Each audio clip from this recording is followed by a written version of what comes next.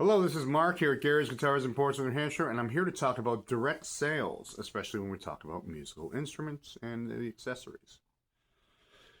So, a lot to unpack as always. I'm going to just talk about the trends I see, talk about the history, and talk about the future. Not in that order. So, when we talk about a traditional retailer, we talk about someone who is between the manufacturer and the consumer. This traditional retail was a necessity.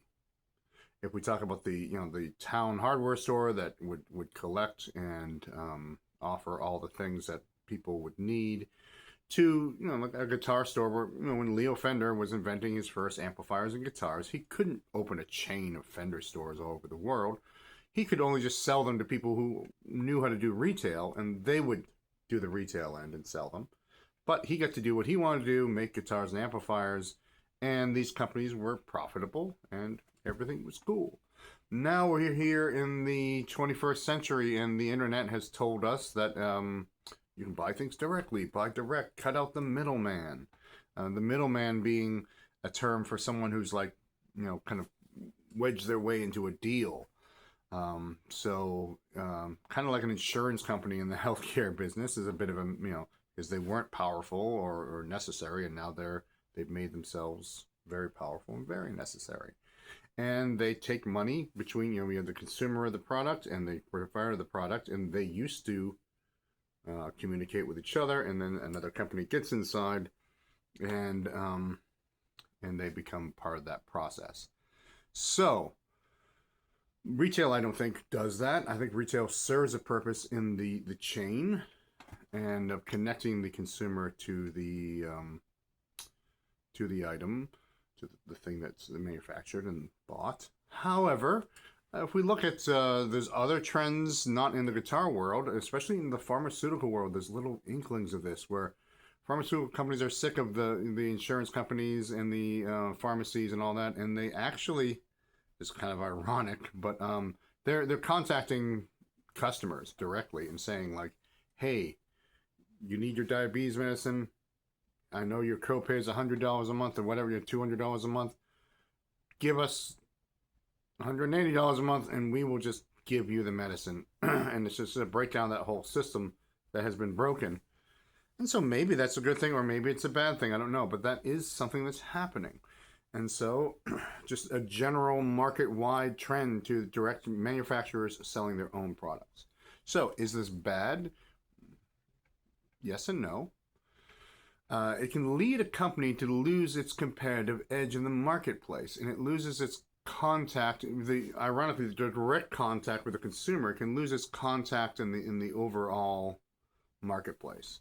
So, the reason, browsing on the internet and browsing in a store are two very different things, and they can yield different results.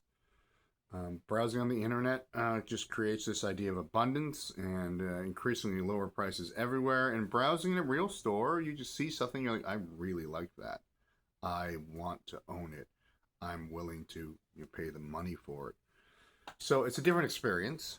And it can lead to a loss of your competitive edge because instead of being like if you're Hershey's in a convenience store, or if you're Fender in a store like ours, you say like you need to buy X number of tens of thousands of dollars or of stuff from us, and then you need to represent the whole line. That's what they say. You gotta have the acoustics, you gotta have the electrics, you gotta have everything, and this feeds the entire system. This makes it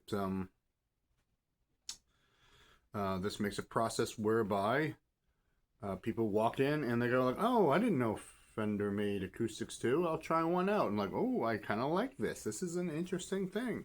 And so there's that. The serendipitous kind of thing is part of being competitive in various parts of the market. Whereas if everyone only wants Strats, and the Stratocaster is 10% of what Fender makes, and Fender kind of goes away from using retail, traditional retail, then they're just going to be the Strat makers.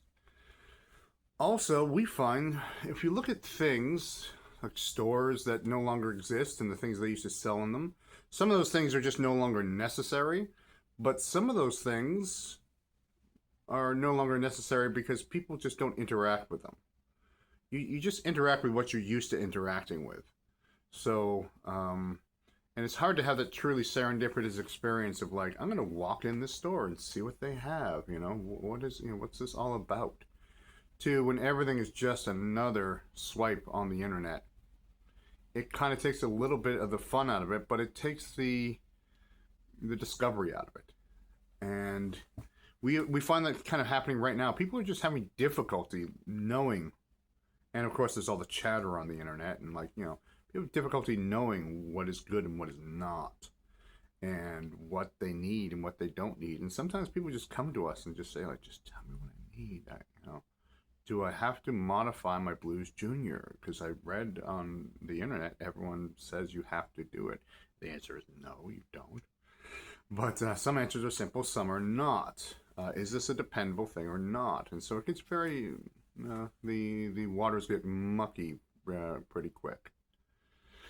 Also, if we look at the examples of eBay and increasingly Amazon, that were kind of premium services and now are just places where people buy and sell crap. And I sell on eBay, and I do use Amazon. And so a secret about me, I worked for Amazon in the early 2000s briefly. But so I've always had an eye on Amazon and what they're doing, because I remember the day when, this was 25 years ago, Jeff Bezos made a speech, and he said, hey, great news, we're not just going to sell books anymore. We're going to sell other things that people need. And everyone in our department was like, oh my God, this guy's nuts. We're a bookstore. We can't sell toasters and blenders. He's going to put us out of business. Hey, well, guess what? It didn't quite work that way. However, I'll say this. There's a degradation, and I saw it on eBay. So when price is the only barometer, and there's so many little sellers just trying to get in there and get their edge, the quality of the products goes down, and the likelihood that you're going to get what you ordered or what you want or need goes down. I had that problem recently. I've had to buy and return several things on Amazon. I just can't get anywhere, but they just did a bad job at, they just didn't send me what was advertised. And it just kind of degrades into a system that works until it doesn't. And we're at that point, I think. And so online retail has its issues as well. So to wrap it up, I would say, yes, increasing direct sales is guaranteed. Will it replace traditional retail? It will reinvent traditional retail. And years ago, I kind of made a conscious decision to be a traditional retailer and not jump into the online race to the bottom in sales. And it's kind of what's been saving us lately, to tell you the truth. We developed our skills as they are as a retailer, and didn't spend all day shipping things on eBay.